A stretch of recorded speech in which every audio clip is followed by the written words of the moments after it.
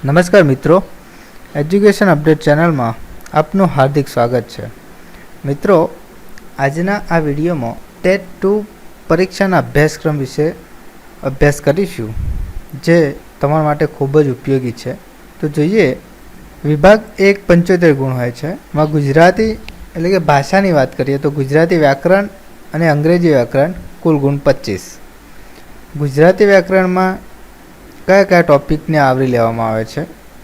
તો વર્ણ વ્યવસ્થા, નામ અને તેના પ્રકાર, સર્વનામ અને તેના પ્રકાર, વિશેષણ, ક્રિયાપદ અને તેના પ્રકાર, ક્રિયા વિશેષણ, નામયોગી, ઉભયાન્વયી, કેવળ પ્રયોગી, ક્રિયાના પ્રયોગો, નિપાત, વાક્યના પ્રકાર, સંધિ, સમાનાર્થી શબ્દ, અનેકાર્થી શબ્દો, વિરુદ્ધાર્થી શબ્દ, શબ્દ સમૂહ માટે એક શબ્દ, રૂઢિપ્રયોગ અને કહેવત, જોડણીના નિયમો, વિરામચિહ્ન, છંદ, અલંકાર, સમાસ, દીર્ઘ પ્રયોગ, શબ્દકોશનો ક્રમ. હવે જોઈએ ગુજરાતી ભાષા સાહિત્યમાંથી શું પૂછાય છે. એમાં છે સાહિત્યકાર પરિચય, ઉપનામ અને તેમની કૃતિઓ, ગુજરાતી વિવિધ સાહિત્ય સભા, સાહિત્યકારોની પ્રચલિત ઉક્તિઓ, ગુજરાતી સાહિત્યના અમર પાત્રો, ગુજરાતી સાહિત્યની પ્રથમ કૃતિઓ, ગુજરાતી સાહિત્યના વિવિધ સાહિત્ય સ્વરૂપ અને તેના લક્ષણો. ખાસ વસ્તુ ધ્યાનમાં રાખવા જેવી છે, ધોરણ 6 થી 10ના ગુજરાતી પુસ્તકમાં આપેલ કવિ પરિચય, શબ્દ પરિચય પણ વાંચી શકો છો.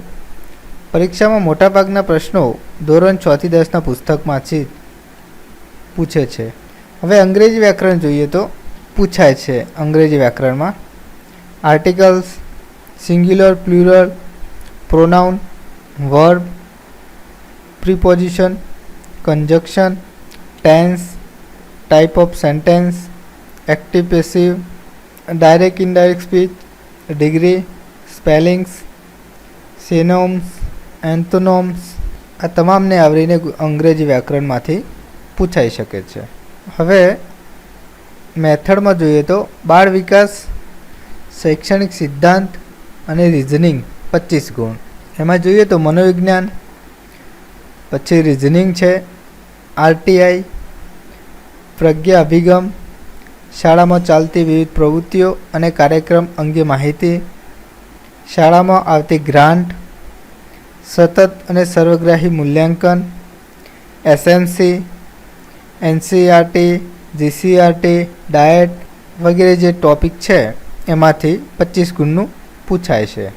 હવે સામાન્ય જ્ઞાન, વર્તમાન પ્રવાહ 25 ગુણ. વર્તમાન પ્રવાહ છેલ્લા 1 વર્ષનું વાંચવું.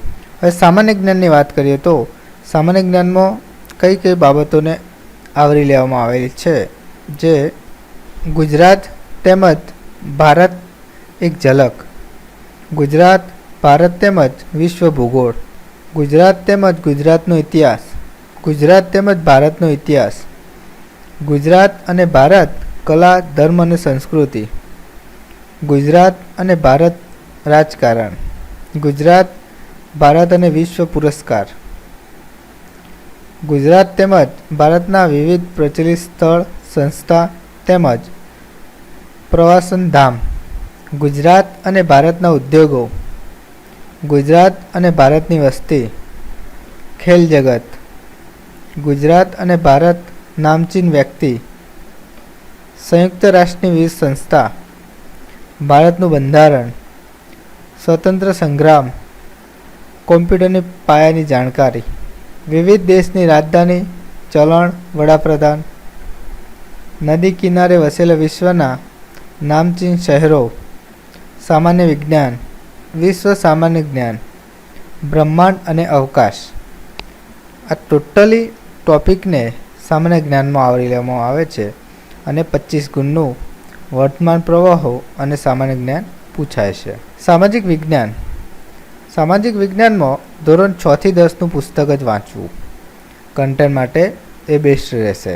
વિભાગ 2 જે 75 ગુણનું પૂછાય છે, એમાં ભાષા 75 ગુણ, એમાં ગુજરાતી ભાષા અને વ્યાકરણ 20 ગુણ, અંગ્રેજી ભાષા અને વ્યાકરણ 20 ગુણ, હિન્દી ભાષા અને વ્યાકરણ 20 ગુણ, સંસ્કૃત ભાષા અને વ્યાકરણ 10 ગુણ.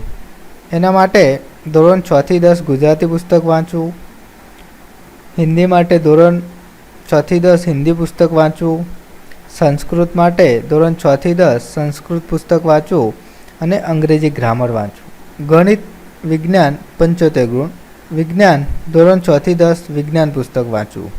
હવે ગણિતમાં લસા અને ગુસા, સંખ્યા જ્ઞાન એમાં ક્રમિક સંખ્યાના સરવાળા, ક્રમિક એકી બેકી સંખ્યાના સરવાળા, અવયવ અને અવયવી, વિભાજતાની ચાવી, સરાસરી, નફો ખોટ, ગુણોત્તર અને પ્રમાણ, અવિભાજ્ય અને વિભાજ્ય સંખ્યા, ઘાત અને ઘાતાંક, ટકા, અપૂર્ણાંક અને દશાંશ અપૂર્ણાંક, વર્ગ અને વર્ગમૂળ, ઘન અને ઘનમૂળ, ભૂમિતિ, પાયાનો ખ્યાલ.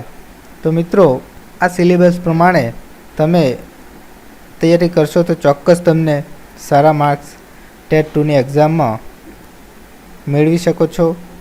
તો સારી તૈયારી કરો. સારા માર્ક્સ સાથે આવનારી શિક્ષકની ભરતીમાં સારા મેરિટ સાથે પોતાની મનપસંદ જગ્યા અને જિલ્લામાં તમને ચોઈસનો જિલ્લો મળે એવી આશા સાથે પરીક્ષા માટે તમામને શુભકામનાઓ. Best of luck.